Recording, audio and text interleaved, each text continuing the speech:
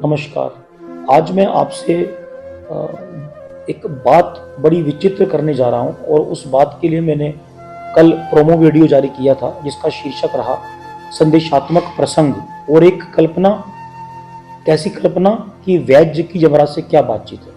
इस बात को मैं अभी विस्तार पूर्वक आपके सामने लेके आ रहा हूँ। मैंने देखा कि जीवन में जो छोटे बच्चे तैयारी कर रहे हैं, पढ़ लिख रहे हैं, वो अपनी पढ़ाई को लेके वो दुखी हो जाते हैं और दुखी होने के बाद सहसा उनके मन से एक बात निकलती है कि इससे अच्छा मैं मर जाऊं।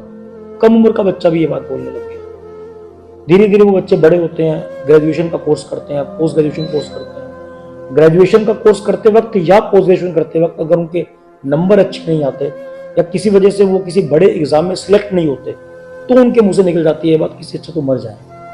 इसी प्रकार थोड़े से और उम्र के व्यक्तियों को देखते हैं जिनकी शादी हो गई है, बच्चे हो गए हैं, वो अपना जीवन निर्वाह कर रहे हैं, नौकरियां कर रहे हैं और नौकरियां करते करते कभी कार्य क्षेत्र से परेशान हो गए, कभी किसी नैतिक और सामाजिक जिम्मेदारियों से परेशान हो गए, कभी उनके घर में कोई आर्थिक या किसी और प्रकार का कोई नुकसान हो गया, तो उनके उस उम्र के अंदर भी ये वर्ड मैंने सुने हैं कि इससे अच्छा तो मर जाए।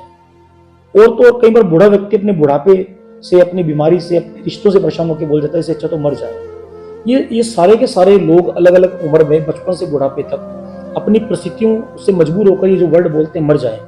इतना मैं विचार कर ही रहा था कि अचानक 29 जुलाई को मेरे जीवन में घटना घटी कि मैं ड्राइवर छुट्टी पे था और मैं अपनी गाड़ी को लेके जा रहा था। अचानक मेरी गाड़ी 1 सेकंड के अंदर अंदर खाई में गिर गई, गाड़ी खत्म हो गई मेरी, और मेरी गाड़ी के दोनों एयरबैग फटे।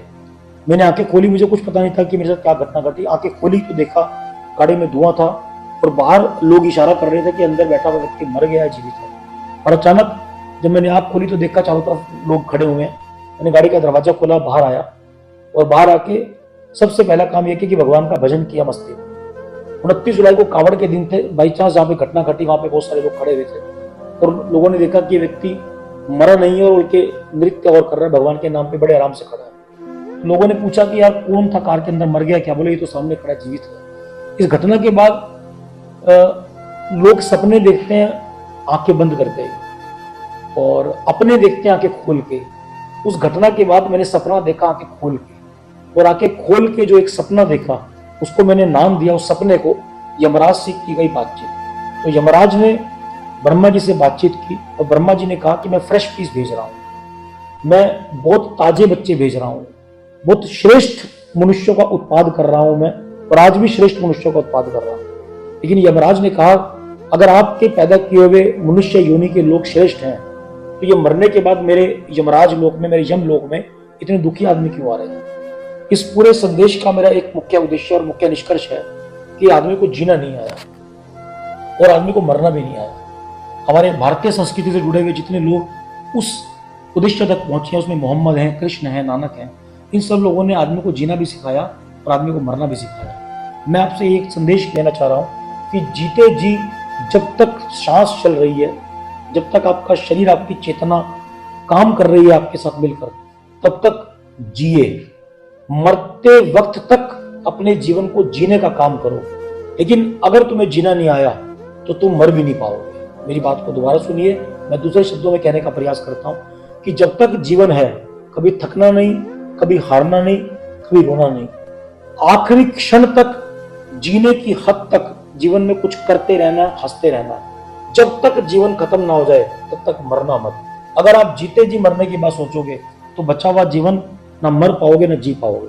मेरी बात पूरी हो गई और मेरा संदेश ये था, हास्यास्पद प्रसंग के साथ। यमराज जी ने वैद्य जी को कहा कि वैद्य जी एक काम करना, मेरे पास रोते पीटते लोग मत भेजना। तो मेरे पास जितने भी रोगी आते हैं मैं उनका इलाज करता हूँ, उनको मजाक में ये बात कहता हूँ कि आप मरना मत, पहले ठीक हो जाओ। और ठीक होने के बाद जब उनसे पूछता हूँ कि आप मर जाओ, बोले वैद्य जी मरना कौन चाह रहा था, हमको जीना चाह रहे थे। तो हमें जीना चाह रहे थे, इस बात का मतलब कि मरने की इच्छा छोड़ दो और जीवन को डट के जियो और जीवन को आनंद से जियो, जीवन को मस्ती से जियो। वैद्य जी की यमराज से की गई हास्यास्पद प्रसंग के साथ और आंखें खोल के देखे सपने को पूरा करने के लिए आप भी आज से जीवन को जीना। आप सभी को नमस्कार।